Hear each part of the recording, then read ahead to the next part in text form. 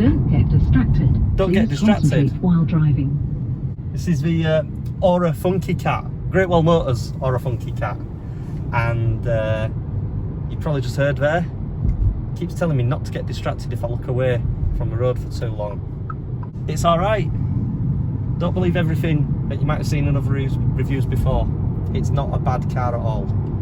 It's it handles nicely. It's not the most exciting thing in the world, but it's alright. I'm not offended by it.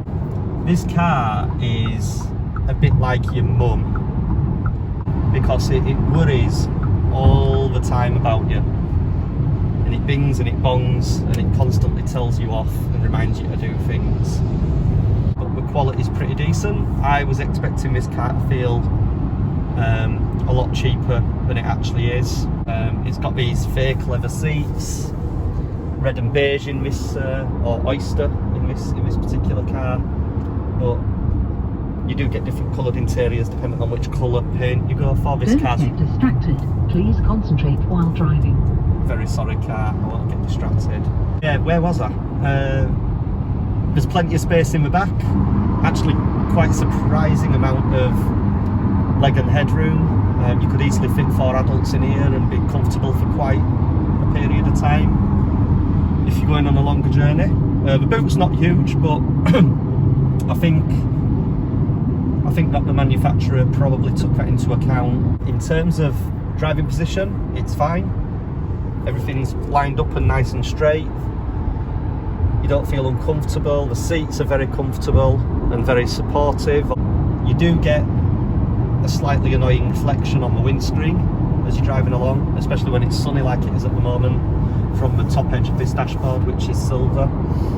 So that reflection bounces off the windscreen. It's at the top of the windscreen, so it's not the end of the world, but it is there, and when you've seen it, you can't unsee it. I had to go pick up a motorbike yesterday, and Sally dropped me off in this car, and then she drove back in it, and as I followed it down the road, I thought, do you know what, that car actually looks really decent on the road. It didn't float along on undulations and bumps. The suspension seemed well controlled from the outside, and when you drive it, it's very comfortable. The suspension's well refined and it doesn't crash or anything like that. It's just a nice comfortable car. It's not sporty in the slightest. It does have different driver modes. I'm in normal mode at the moment. Eco mode just takes all the power away, but sport, you might have heard a bit of a sound effect. Yeah, when you go into sports mode, it is quite punchy, but it's still not sporty. One thing I did notice when I got this car handed over to me on Friday night was it had just been raining, so the roads were a little bit damp, and in sports mode, if you pull away from a junction or a roundabout and the road's a little bit damp, the tyres on this car, they're made by a company called GT, I'm not sure how you pronounce it, but they're essentially like, they're a no-name brand. They're not one of the big players in the tyre industry. I don't think the tyres are particularly grippy. I think they're more designed for efficiency and low resistance, or low rolling resistance. So when you pull away from a junction or a roundabout and the road's a little bit damp, you get the most laughable amount of wheel spin. It reminded me of driving the hot hatch from the late 90s, early 2000s, in that you've just got all this kind of torque steer, and the power from the motor just overwhelms the tyres. And that's actually, I laughed out loud for the first time in a car in a very long time. That's the only thing that would concern me, that the tyres don't appear to be very grippy. So I think if I was getting one of these cars, I'd be very keen to swap those tyres for something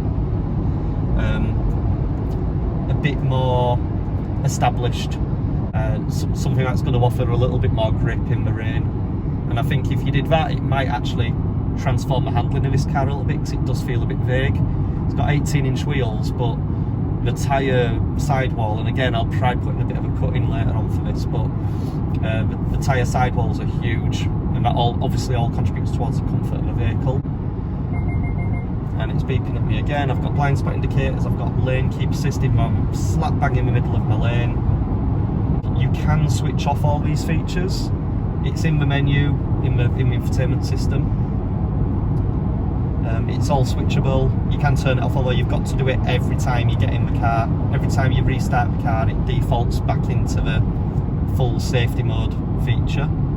The car gets confused by grass verges at the side of the road. It doesn't realise it's the edge of the road, so it's constantly trying to steer you back towards the middle of the road. But on a narrow English country lane, technically that's trying to steer you onto the other side of the road, and so you're kind of fighting the steering a little bit. And as I say, you can turn that feature off, but it's the first time I've driven the car on these type of roads and experienced that, and it's all right if you know to expect it, but if you're not expecting it, it's a bit of a surprise. I didn't expect it. I didn't Sally like didn't it. expect it. She didn't like it. Although, what I will say is the first thing Sally said when she got in this car, for the first 15-20 minutes she was driving this car yesterday, her comments were all, I like this, it's really nice. I think, would it be fair to say, Sally, you like the interior? Yeah, it's a lovely looking car. It's the indicators I can't cope with. She doesn't like the indicator. Sally's one of these people where one feature on a car can just put her totally off of it, and in this car it's the indicators. She was very positive about this car, very, very happy about this car, liked it, said yes, I'd be happy to have one of these. And then the first time she couldn't cancel the indicators, that was it, don't want it anymore. And I think we're laughing about it, but I think that's important because I felt unsafe doing it. That's my problem. I felt like I wasn't giving the right road signals. Right, okay, and that's fine, and I think you'd get used to it after a while. But I think the important thing to consider here is if you're looking at buying a car like this, you're probably going to want to go and test drive it. And if you did test drive it, something as small as that could put you off the entire car. And obviously in my day job, I'm constantly saying to people, you know, you shouldn't let one feature put you off a car. You should imagine what it's like to live with it. Would you get used to it, or is it something you can't live with at all? Personally, I think I'd get used to the indicators. I'd get used to the switching off the safety systems every time I got in the car. It would just become force of habit. Much like some people get in a car and instantly want to turn the traction control off, or want to put it straight into eco mode or sport mode. You just get into that habit of 2 button presses and you're there in the correct mode. And I would get used to that. I'd be okay with that, but some people wouldn't. Some people just want to get in the car and it already be in the default mode.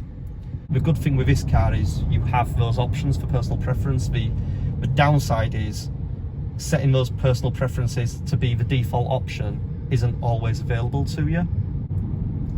In regards to the infotainment system, it's all right, it's decent. I think this navigation screen, it's a little bit dim today. I don't know if you'll see it on screen correctly, but the mapping to my mind comes from Google Maps. I'm pretty sure it's Google Maps running that navigation, or the software behind it.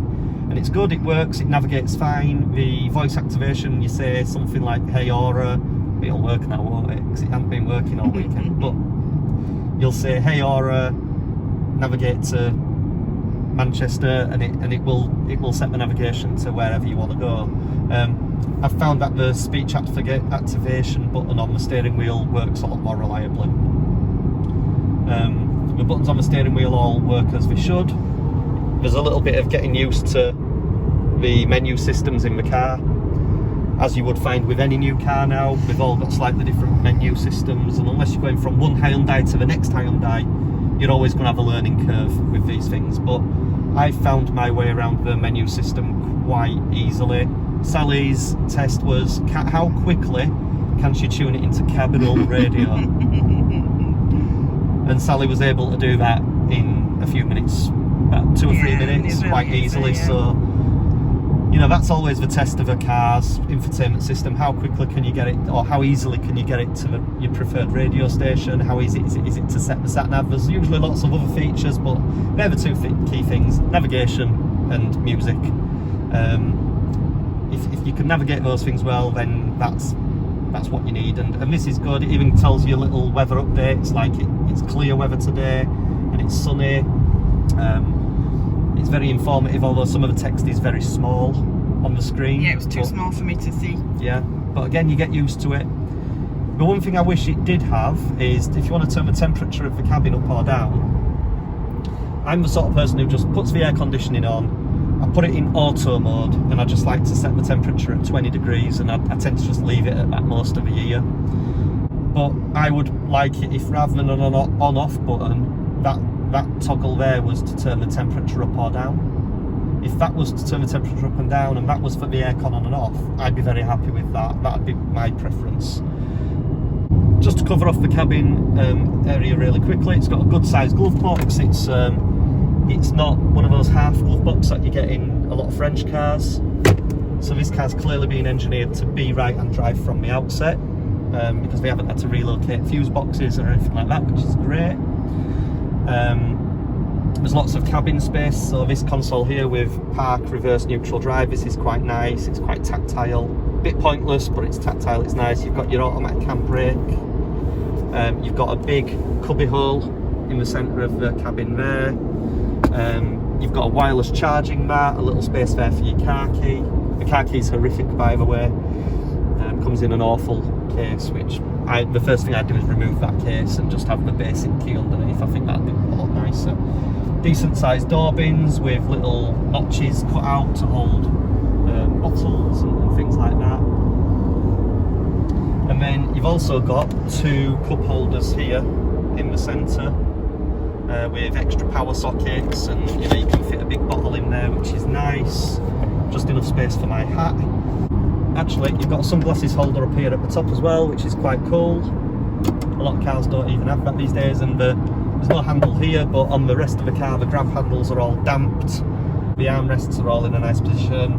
Electric window switches and door mirror switches are all exactly where you'd want them to be. They're not like over here on the dashboard or anything like that. Everything works as you would expect it to work. There's, like I said earlier, there's the learning curve of figuring out where things are, what buttons do what, but once you've got all that in your memory, you're fine, no issues at all. And there's the only thing I could think of actually that I've not mentioned is there's a bit of wind noise comes from the wing mirrors, because they are enormous wing mirrors for the size of the vehicle. Great for visibility, but I'd be quite happy if they were about maybe 3/4 of the size. Don't get distracted. Sorry, I Please won't. concentrate while driving. Okay. So yeah, if they were about 3/4 of the size, I think that would actually help the efficiency of a vehicle a little bit, because the efficiency is really good. About 180, 190 miles on a full charge when it's warm weather. I'd expect in winter you're going to get more like 150, 160 on a full charge. How much is it? The car? Yeah. This is a first edition, so this one has all the bells and whistles. It doesn't have heated seats or heated steering wheel because, for whatever reason, Ora don't add those onto the car even as an option. But to be fair, the seats are quite nice to the touch. It's quite a warm touch sort of fake leather, so I don't think you'd probably even miss the heated seats.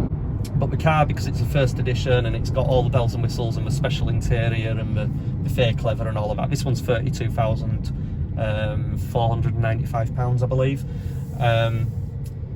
There will be cheaper versions which maybe come with cloth interior, a few less options. Like this one has the 360 cameras, front and rear sensors, all the kit, and I'd expect that the cheaper versions with a few less features, maybe just a plain reversing camera rather than a 360 camera, for example, that would probably come in at around £26,000, hopefully. And I think at that price, I think it'd be really popular. This is a really good car, and I do think it's worth the money. I don't think you'd be disappointed if you were if you were given one of these cars as a first car or a second car for the household. So on that note, thanks for joining us today, me and Sally. Sally's first time on the channel. Hello. And we'll see you next time. Bye. Well, we're at 17 minutes, so do you want to do a recap? Yeah, but when I edit this down, it'll end up being about an 8 or 9 minute video. But my arm's hurting, so can we recap now?